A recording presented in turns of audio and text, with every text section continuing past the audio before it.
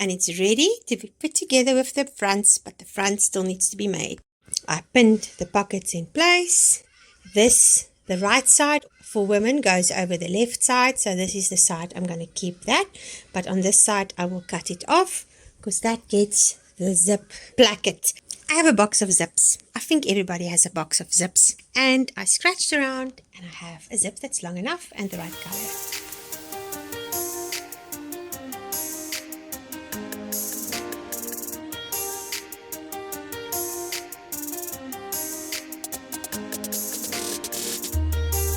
This is where I'm at. The pockets are pinned together and sewed in place. I will do the top stitching afterwards. I'm going to sew it and overlock it now. And there's a family gathering going on. Pockets have been sewn and overlocked. I've done the middle front. I'm giving it an open seam.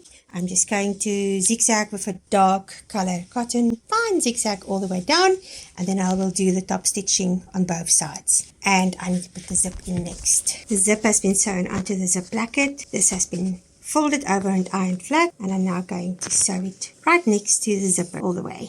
That's been pinned. I am going to start from there all the way up, and when I get to the zip up here, I will stop, pull the zip back a little bit, and then continue to the end. Make sure you don't catch any fabric underneath. That's one of my favorite things to do.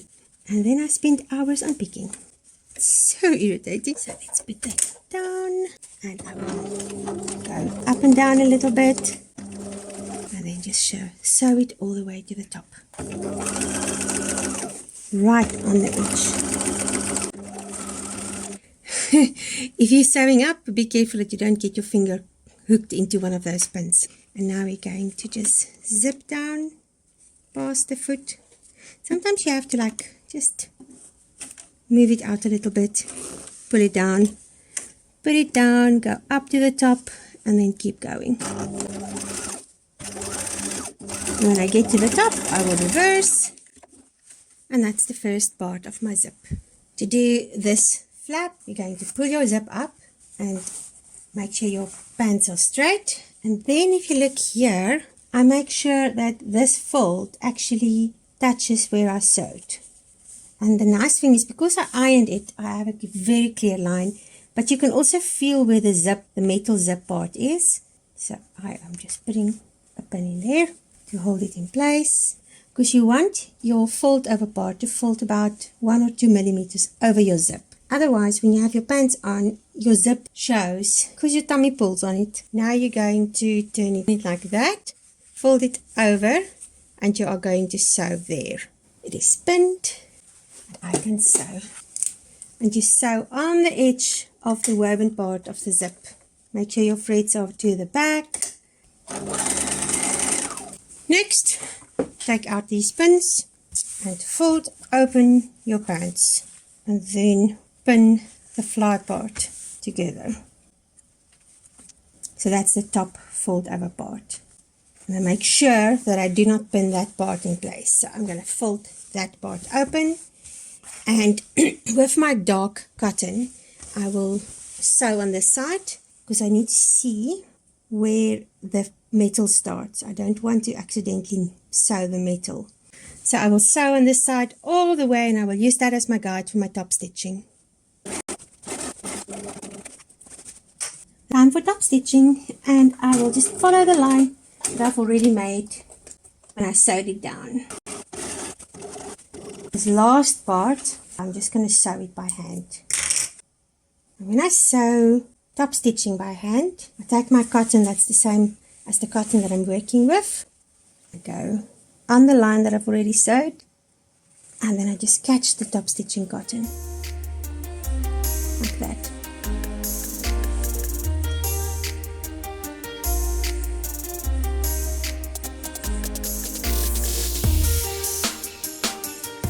I try to go back where I came out.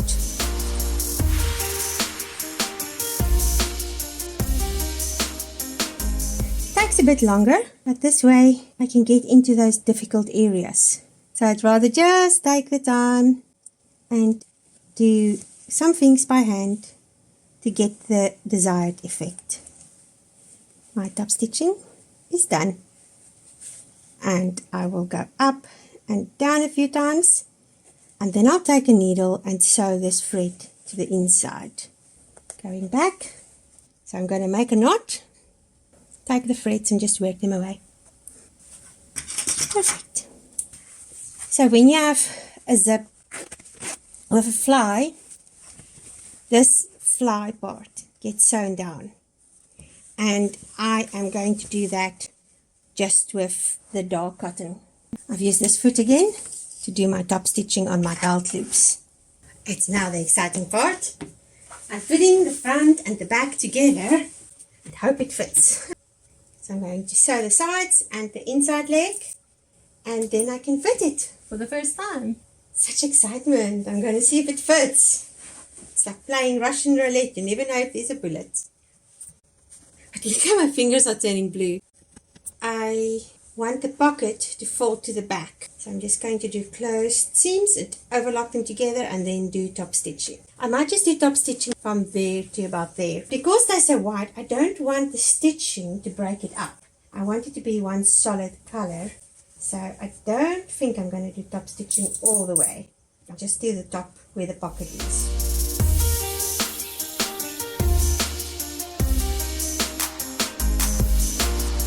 Okay, they're too big, fast too big. I've already cut off about this much. It's got a massive seam at the moment. They're still too big. The next step is to unpick my beautiful top stitching at the back and take it in at the back. And then I think it will fit. I want high-waisted, but this is very high-waisted. I've made them smaller. They pull in the front, so that means I need to unpick the zip. And then they're too high up here, so I'm going to cut them down a little bit. I know with me that's always a problem. So I need to take it out a little bit like that. And then also on the back. And then it should fit better. So I'm going to unpick the zip, take off about 1 centimeter in the front and let it move. Just hollow it out before I put the waistband on. Oh, Bubbles. Oh, Bubbles. I need to work here, boy. So the band's there. I still need to do the top stitching. I need to do the top stitching over there. But I'm now going to add the waistband. This is the front and this is the back. So this is going to go there. And then this will go on the front. If I can get Bubbles to move off my fabric. You need to get off, my boy. I'm working here. You won't believe it. I have just been struggling for the last half hour to get my waistband to fit. And then I realized just now, this is the front piece. So you cut double of what you need. And I was trying to have the back and then another back to go around to the front. And it's not going to work because the front will have a fold over like that. Okay, I finally figured this waistband out. Some days are my own worst enemy. So let's look at the little tags for your belt. I just pin them where I wanted them. I want one in the middle and then I want one in the front on the pockets. And then what I do is I meet those two and then wherever is halfway, that's where I will put the next one.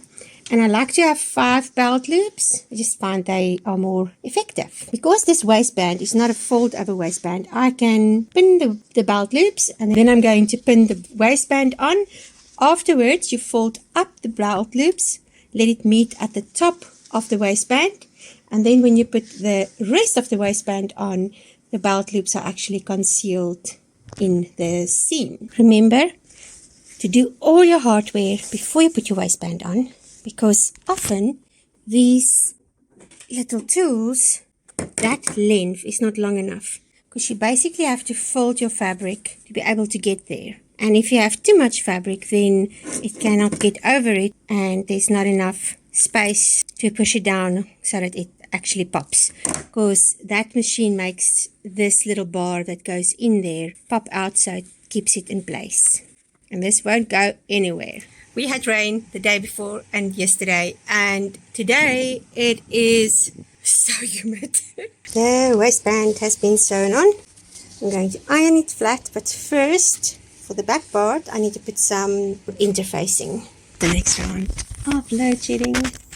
So I'm going to do my knippies out here on the patio. It's almost cool here. There's my belt carrier sticking out. when I have belt carriers, I cut half of it away in the seam. So there's like 4 layers, and 2 of those layers I will just cut away like I did there, and then it's not so thick when you fold everything over. I have now cut it over there, and I'm going to just cut this excess part out completely. It looks like this. And I've done the knips on the one side, and now in between I'm going to do it on the other side, over there, all the way. All my knippies are done, there on that side and on that side, and now I can fold it over and sew it down. I was planning on putting bias binding on the edge, but I'm just going to fold it over. It's going to be so much neater. I'm now busy with the waistband, and I'm doing just in the navy a top stitching. It will make it fold over so much better. When I get to these, this goes slowly. So I'm here now. I need to do the top stitching. I've just stitched it down with normal cotton because I find it's then easier to get really tidy top stitching afterwards. Whoa, this was difficult. Okay, the buttonhole is done. I'm now going to put the button in, and I've done my top stitching. I just need to unpick that little part because I'm going to leave my loops loose at the bottom like that. These little attachments have a little ridge right there, and then it goes into the button at the back. So I'm going to put my button where I want it, and then just push the attachment through, and then I have my button in. So in the end, I had to hammer it in, and I just put some fabric on that side and put it down on the table like that and hammered. And now I have a button. So now I only have to do the hem. The top is not completely the way I wanted it. I would have liked it to be more tidy there, but I like it. Look at my hands. They are totally blue. This denim just keeps, I've washed it 3 times now, and it keeps on letting color come off. So I'm going to wash them again, but I will put a cup of salt with it, and that should help. We'll see. Note to self: do not cut the hem until the pants are completely done. I just had to put a hem back. It was just too short. If I was not planning on wearing these with platform tackies, then they would have been fine.